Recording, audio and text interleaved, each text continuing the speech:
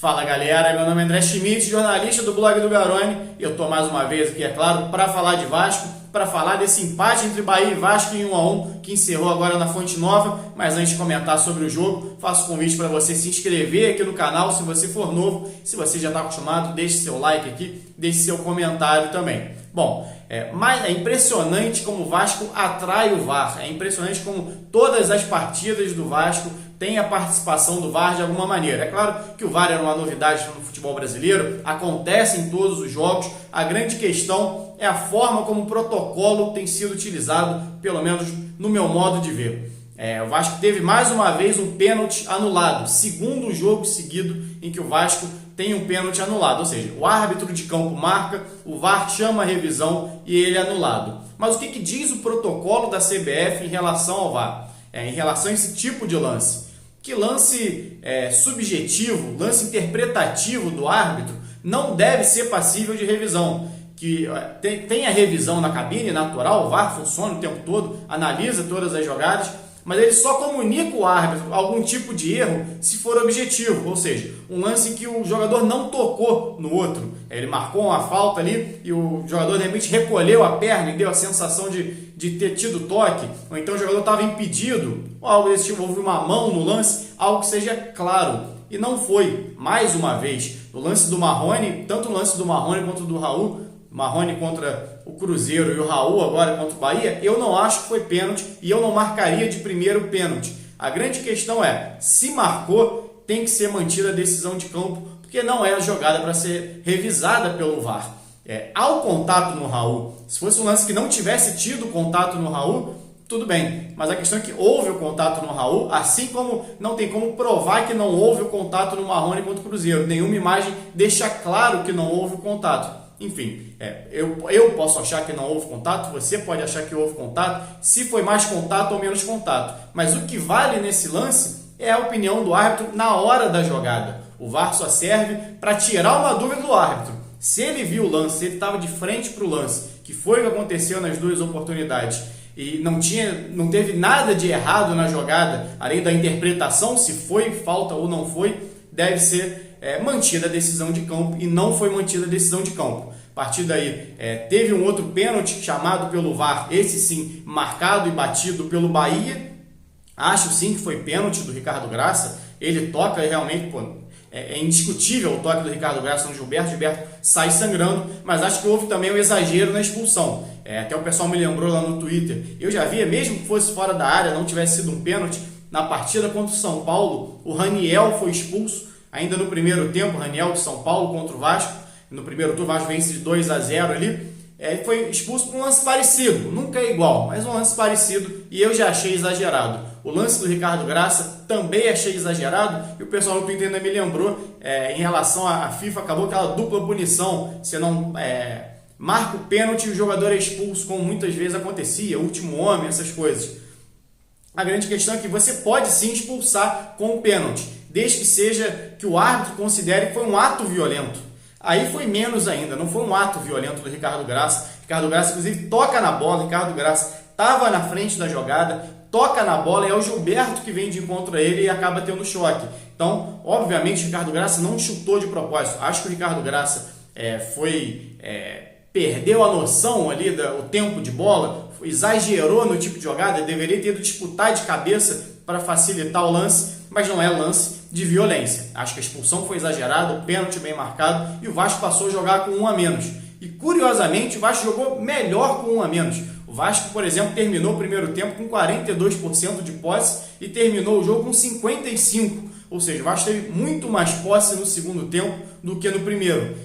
Nem terminou o jogo com 55%. Durante o segundo tempo ele teve 55% de posse. O Bahia chegou a ter um jogador expulso também, o Arthur Kaique foi expulso aos 36 do segundo tempo, ou seja, o Vasco jogou praticamente um tempo inteiro com um jogador a menos. E muito mérito do Vanderlei Luxemburgo, que eu critiquei nos últimos vídeos aqui em relação à postura do time, as escolhas também. Dessa vez, o Vasco jogou mais uma vez sem o Rossi, e ele optou por adiantar o Pikachu, acho que foi um acerto, mesmo o Vasco não jogando bem quando estava no 11 contra 11, ele estava um jogo na verdade igual com o Bahia, O Vasco não vinha fazendo uma grande partida, mas acho que a decisão foi acertada de adiantar o Pikachu, pelo que o Vasco tem hoje no elenco dele, não tem grandes opções para substituir o Rossi.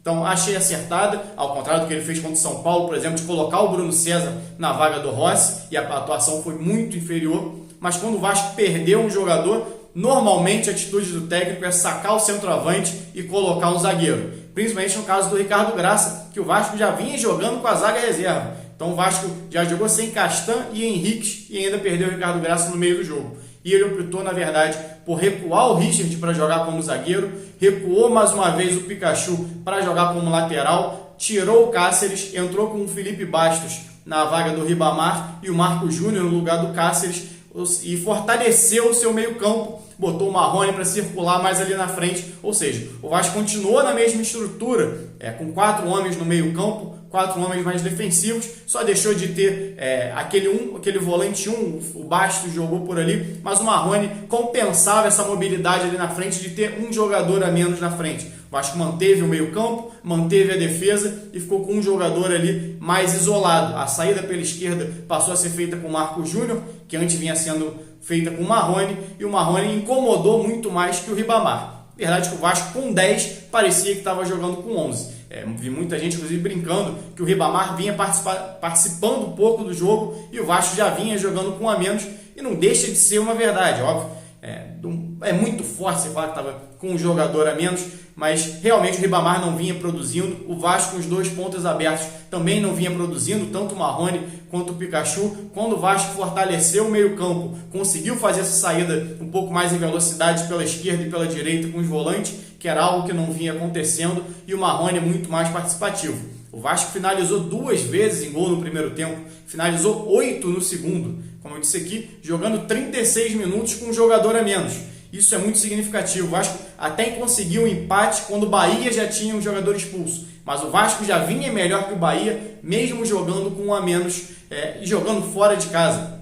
Não sei se eu já citei aqui, porque eu gravei um outro vídeo também para o torcedores.com, mas o Vasco não pontuava contra o Bahia jogando fora de casa desde 2013, desde um 0-0 que teve. É muito tempo sem o Vasco conseguir pontuar fora de casa, e conseguiu numa situação completamente adversa, jogando com um a menos, pênalti desmarcado, pênalti marcado contra, enfim, um jogo de superação do Vasco, um jogo importante para o Vasco, para chegar bem contra a Chapecoense, para fechar bem essa temporada do Vasco, que teve diversas oscilações, inclusive nos outros jogos. Acho que esse jogo contra o Bahia é importante para motivar o torcedor, que já é automaticamente motivado, o torcedor do Vasco, que tem feito nos últimos dias, ou que faz, na verdade, durante toda a sua história. É sempre significativo, mas é sempre bom o time chegar um pouco mais, com a moral um pouco mais elevada, num jogo importante como esse contra a Chapecoense. Já falei aqui, importante porque o Vasco está classificado para a Copa Sul-Americana,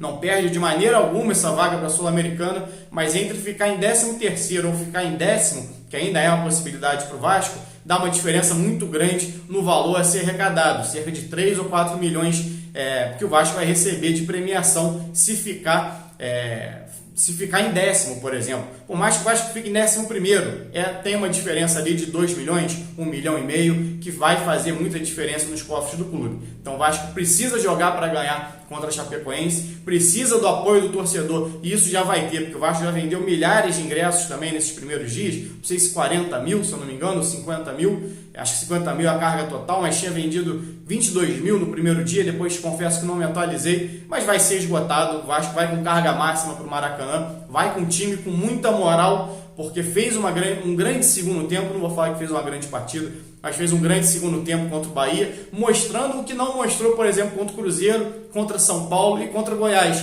que é vontade de vencer. Não sei se o Vasco estava um pouco assustado ainda com essa ideia de 45 pontos, e agora que passou dos 45 jogou um pouco mais leve, mas a verdade, já venho falando há muito tempo aqui, já fiz matérias sobre isso, já havia avisado que a linha de corte ia ficar muito longe dos 45. O Cruzeiro perdeu hoje mais uma vez, o Ceará perdeu ontem, dificilmente alguém vai sair ali dos 40. Se eu não me engano, o Cruzeiro está com 36 e o Ceará com 35, então sequer vão chegar aos 40. Eu já havia avisado isso aqui antes que a linha de corte esse ano ia estar bem abaixo. Isso já desde o fim do primeiro turno, já dava para ver que o nível das equipes já vinha muito lá embaixo e que dificilmente essa linha de corte ia ficar muito longe. E o Vasco passou dos 40 pontos há muito tempo. É claro que quanto mais distanciar, melhor, dá uma tranquilizada, mas o Vasco poderia ter jogado com esse ímpeto e algumas outras partidas e teria conseguido mais alguns pontinhos aí que acabou deixando no meio do caminho.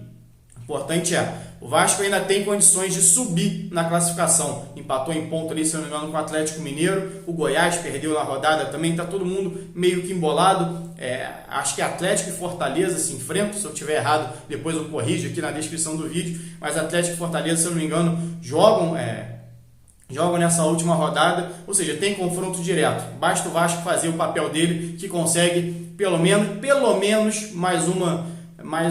subir mais um degrau, pelo menos mais uma posição, que significa mais 1 milhão na conta do clube, mais 2 milhões, dependendo de como ficar a situação do Vasco nessa reta final de Campeonato Brasileiro. Bom, galera, é isso. Mais uma vez eu convido você para se inscrever aqui no canal se você for novo, deixar seu comentário, deixar seu like se você gostou. E é isso. Saudações e até a próxima.